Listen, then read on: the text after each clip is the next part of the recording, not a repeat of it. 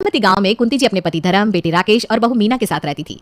कुंती वैसे तो बहुत ही अच्छी महिला थी। सुबह जल्दी उठकर सूर्यदेव को जल चढ़ाना, पूजा पाठ करके खाना बनाना और घर परिवार को ही अपना सब मानना। धर्म जी को भी अपनी पत्नी से खास लगाव था। आखिर वही तो उनका एकमात्र सहारा थी उनके मुश्किल दौर में। पर वही बात, कोई भी सर्वगुण संपन्न तो होता नहीं। तो बस हमारी कुंती जी को भी एक आदत थी जिससे घर वाले परेशान थे। और वो क्या, चलिए जानते हैं। प्याज में तेरी प्याज मिली तो मुझे सांस आई। ओए होए होए होए, क्या प्याज का तड़का लगा है, मजा आ गया। भगवान आज खाना मिलेगा या नहीं? अरे ला रही हूँ बाबा, 2 मिनट का भी सब्र नहीं है। इतने में कुंती जी वहां आती है। टेबल पर धर्म और राकेश बैठे थे और सब्जी को देखकर मुंह बनाकर बैठ गए। कुंती जी क्या है ये? संडे स्पेशल में आपने बोला था कि शाही पनीर प्याज मसाला बनाएंगी, पर इसमें पनीर कहाँ है? हाँ मम्मी, और आपने कहा था कि आप पकोड़े बनाएंगी, पर ये तो सिर्फ प्याज के ही पकोड़े हैं। ओह क्या है? इस घर में खाने की तो कोई कदर ही नहीं है। आप लोगों के लिए जितना बनाओ जितना करो कम ही है। भगवान जाने आप लोगों को किस चीज से सुख मिलता है। मेरे तो भाग्य ही फूट गए। मैं अपने मन का कुछ कर ही नहीं सकती इस घर में। भगवान तूने मेरे साथ ऐसा क्यों किया? कितने उत्साह से खाना बनाया था मैंने। अरे अरे शांत हो जाओ धर्म पत्नी जी, शांत शांत शांत। आपसे इतना क्या कह दिया मैंने? हाँ, आप तो रेलगाड़ी की तरह बस चल निकली। अच्छा बताइए क्या बनाया है? वाह वाह वाह वाह, प्याज की सब्जी, प्याज के पकोड़े और ये वाह वाह वाह, प्याज के पराठे। ओए होए होए, दिल खुश हो गया कुंती जी। पर पापा चुप कर जा बेटा, वरना तेरी माँ यहाँ पर रो रो के बाढ़ ले आएगी। अभी खा ले बेटा, शाम को हम दोनों बाप बेटा बाहर खा लेंगे। क्या यार, किस बदी फूटी है, जब देखो यही सब खाने को मिलता है।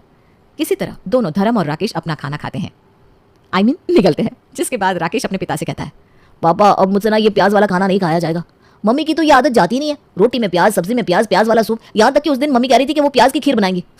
पापा मैं कह रहा हूँ ऐसा चलता रहा तो मैं तो घर छोड़कर चला जाऊंगा। फिर खाते रहना आप लोग अपना प्याज वाला खाना। अरे बेटा शांत हो जा, इतना गुस्सा मत कर। तूने देखा है ना, जैसे ही तेरी माँ को कुछ कह दो वो किसी रेल की तरह बस बोलती जाती है और फिर खुद ही रोने लग जाती है। ऐसे में मैं कैसे उसे दुखी करूँ? ठीक है पापा, आप अपनी राजकुमारी का ध्यान रखिए, अब मैं करूँगा कुछ। क्या? देखते जाइए कल सुबह पापा, बस कल सुबह का इंतजार करिए। और ये कहकर राकेश वहां से चला जाता है। अगली सुबह सब चाय पी रहे होते हैं, तभी राकेश के पापा कहते हैं, कुंती जी राकेश कहीं दिख नहीं रहा, कोई आइडिया कहाँ गया वो? क्या पता, शायद कल नाराज हो गया था तो प्याज लेने गया हो। अरे कुंती जी वो तो पहले ही ले आया था मैं 25 किलो पिछले हफ्ते। बस सिर्फ 25 किलो? अरे मैंने कितनी बार कहा है कि थोड़े और ले आया करो आप, फिर भी इतनी कंजूसी। अच्छा हमारी प्यारी प्याज देवी, आप कहे तो आपके लिए 25 क्या 50 किलो ले आएंगे बस। और ऐसा कहकर दोनों हंसने लग जाते हैं। जहां वो दोनों अपने में बिजी थे, पीछे से राकेश आ जाता है और उनको देखता है। मॉम डैड अरे राकेश कहाँ था तू? हाँ बेटा कहाँ था, हम दोनों कितने टेंशन में थे। वो तो दिख ही रहा है कितने टेंशन में थे आप लोग। खैर मैं ये बताने आया था कि मैं एक लड़की से प्यार करता हूँ, मीना नाम है उसका। है? और तूने शादी कर ली उससे? अरे नहीं डैड, मैं उससे शादी करना चाहता हूँ। तो ठीक है, उसके घर वालों को बुला यहाँ, हम भी बात करें और देखें कैसे है ये लोग। और अगले ही दिन राकेश और उसका परिवार मीना को देखने जाता है। वहाँ कुंती जी, तो तुम मिली कहाँ थी राकेश को? कॉलेज में। कॉलेज में? पर राकेश तो कॉलेज 2 साल पहले ही खत्म कर चुका है। जी हाँ, वो मेरे सीनियर थे, उन्होंने मेरी थोड़ी टांग खींची थी कॉलेज के पहले दिन, और मस्ती मजाक में बस। हे राम, तुम कॉलेज में पढ़ने जाती थी या ये सब करने? माँ कॉलेज में तो मैं भी था ना, और प्रपोज तो मैंने ही किया, तो भला उसमें इसका क्या फॉल्ट? हाँ हाँ बेटा, अभी से बहू की तरफदारी कर ले तू। है? अच्छा मॉम, आप मीना के हाथ का खाना तो खाइए। कुंती टेबल पर सजे खाने को देखती है और मुंह बनाते हुए कहती है, इसमें से तो मैं कुछ भी नहीं खाती। अरे डार्लिंग खा भी लो, इनको नहीं पता तुम्हारी चॉइस के बारे में।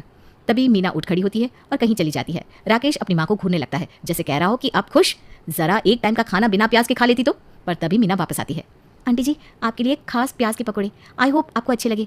ये देखकर कुंती जी तो पकौड़ों पर टूट पड़ी, और ऐसी कि किसी और को एक निवाला भी नसीब नहीं हुआ पकौड़ों का। उसके बाद चलो जी, मेरी तरफ से तो ये रिश्ता पक्का समझिए। ये लो बेटी। कुंती अपने पर्स से कुछ निकालकर मीना के हाथों में रखती है। ये लो 101 रुपए, और ये गीला गीला से क्या है हाथ में? छी आंटी जी ये क्या किया? इतना कहकर मीना अपने हाथ से दोनों चीजें फेंक देती है। मम्मी आपने क्या रख दिया उसके हाथ पे? जब राकेश पास जाता है तो देखता है उसकी माँ ने मीना के हाथ पर एक गीला सा प्याज रखा था, जिसे मीना को अलकट से महसूस हुई। ओ गॉड राकेश, ये क्या बात होती है? सॉरी मीना। माँ अरे ज्यादा माँ माँ मत कर, ये परंपरा है बेटी। इस प्याज को अपने सूटकेस में रखना और हमारे घर लेकर आना। व्हाट, ये कैसी रस्म है? हाँ है तो, और शादी वाले दिन हाथ में प्याज लेकर चलना स्टेज तक, ठीक है? हाँ प्याज लेकर चलूं? तो वरमाला भी प्याज की? अरे चुप हो जाओ ना मीना यार, माँ को क्यों ऐसा आइडिया दिया तुमने? अरे वाह वाह, जीती रहे मेरी बहू, तू तो मेरी फेवरेट है। ऐसा आइडिया तो मेरे दिमाग में भी नहीं आया। क्या बात क्या बात क्या बात। बहन जी वरमाला तो प्याज की ही होगी, छोटे छोटे पिंक पिंक प्याज। मीना की माँ थोड़ी अनकंफर्टेबल होते हुए कहती है, अच्छा जी, और कुछ लेना देना? हाँ बहन जी, हम दहेज तो लेंगे ही। कुंती जी आप क्या कह रही हैं? दहेज में हम आपसे पूरे 50 किलो प्याज लेंगे। क्या क्या? क्या? अरे बस इतना सा ही तो चाहिए। बहन जी, आजकल प्याज के दाम आसमान छू रहे हैं, इससे अच्छा तो हम आपको फ्रिज और वॉशिंग मशीन दे देते। अरे नहीं बहन जी, उसकी कोई ज़रूरत नहीं है, और अगर फिर भी देने हो तो उनमें भी प्याज भरकर दे दीजिएगा। और कुछ इस तरह हो जाती है राकेश की शादी। शादी के बाद मीना राकेश से कहती है, राकेश, ये तो तुम्हारी मम्मी को अलग ही ऑब्सेशन है प्याज से। हद हो गई यार। आई नो बेबी, पर तुमने देखा ना, वो किसी की कोई बात नहीं सुनती है। चलो मैं कोशिश करके देखती हूँ। उसी शाम डिनर में, खाना लग गया है, सब आ जाइए। सब टेबल पर बैठ जाते हैं। इतने में कुंती कहती है, बहू ये क्या मजाक है, मैंने कहा था मुझे प्याज खाने हैं। अरे मम्मी जी, मैंने आज वड़ा पाव बनाया है, उसमें प्याज है तो सही। इतने से में मेरा क्या होगा, मुझे प्याज की सब्जी खानी है। और इतने दिनों से आई मीना की सब्र का बांध टूट जाता है। इतनी देर से प्याज से जुड़ी हर चीज बनाने के बाद वो आज बोल ही पड़ती है। अच्छा, और उसके बाद जो आप इतना गैस छोड़ती है वो, अरे माँ जी, इतनी गैस, वो भी इतनी जहरीली कि गली में रात को घूमने वाले कुत्ते भी डर के दूसरी गली में चले जाते हैं और वहां हाथ जोड़कर भगवान से विनती करते हैं कि प्लीज हम नहीं भोंकेंगे, बस ये बदबू हटा दो। आपके बालों से लेकर हाथों तक सब में सिर्फ प्याज प्याज प्याज की स्मेल। भला ऐसा क्या प्याज प्रेम है? भला कौन ही प्याज का जूस पीता है? चाय पत्ती में प्याज के छिलके? हे भगवान, मैं तो थक गई हूँ आपके प्याज प्रेम से, मुझसे नहीं होता अब ये। आप एक बात तो बताइए, आपको प्याज से इतनी ऑब्सेशन क्यों है? भला ऐसा क्या है प्याज में जो आप इतने दीवाने हो प्याज के? कुंती जी मानो स्तब्ध रह जाती हैं। कुछ देर तो वो कुछ नहीं बोलती, फिर अचानक से उनकी आंखों से आंसू बहने लगते हैं। आज तक सब मुझसे पूछते आए हैं इसका राज, पर मैंने कभी किसी को नहीं बताया इसके बारे में, धर्म जी को भी नहीं। पर आज मैं अपनी कहानी सुनाती हूँ। जब मैं छोटी थी तो मैं दिन गांव में रहा करती थी। वहाँ हम लोगों के पास लोग नीच काम करवाने आते थे और हमें छूते भी नहीं थे। खाने के नाम पर भी हमारे पास कुछ नहीं था सिवाय रूखे चावल के। पर एक दिन हमारे गांव में अचानक से एक प्यारे से प्याज की खेती हुई। हम सब गांव वालों ने वो प्याज के पेड़ से प्याज लेकर एक एक छोटा दाना खाया और तब से हम सबके दिन फिर गए। प्याज की खेती, प्याज से अलग अलग खाना बनाकर हम सबकी जिंदगियां संवर गई।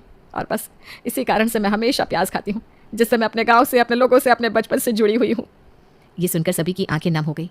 मीना ने हाथ जोड़कर अपनी सास से माफी मांगी और कहा, चलो गाइस, मैं कुछ हल्का बनाती हूँ, कौन खाएगा मैगी? मैं हाँ, पर मुझे प्याज के तड़के वाली ही चाहिए। हाँ।